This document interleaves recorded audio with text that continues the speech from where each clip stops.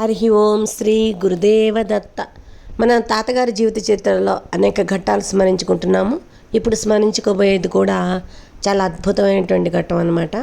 తాతగారికి 12వ ఏటనే కేదారలింగం అనేటువంటి ఒక మహామంత్ర దిష్ట బాలామంత్రాన్ని ఉపదేశించడంతో తాతగారు 4 సంవత్సరాలు తీవ్రమైనటువంటి సాధన చేయగా 16వ ఏటకల్లా బాలా త్రిపుర సుందరి మంత్రసిద్ధి వారికి లభించింది. అప్పటి నుంచి వారి అమ్మవారిని తన స్వరూపమే బాలా త్రిపుర సుందరి స్వరూప సోహభావంతో దేవీన్యాస కారణంగా తన శరీరంలోనే దేవీపీఠంగా భావిస్తూ తన తల మీదనే పూజ ప్రారంభించారు. అమ్మ దేవి అంబికా శిలని పెట్టి పూజకు అనుమతి లభించడంతో వారు అలానే చేయసాగారు. ఆ తర్వాత అమ్మనే పంచాయతనం పెట్టి పూజ చేయని ఆజ్ఞాపించడంతో వారు కూడా అలాగే చేశారనమాట. వారి శిష్యులు కూడా తాతగారి లాగానే స్మాత్ర పూజ చేయడం మొదలుపెట్టారు.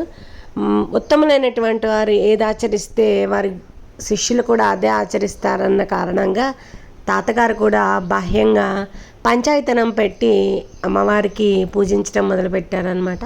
ఇలాంటి ఎన్నో అద్భుతమైనటువంటి సంఘటనలను మనం స్మరించుకుంటూనే ఉన్నాము. సర్వం శ్రీ దత్తార్పణమస్తు.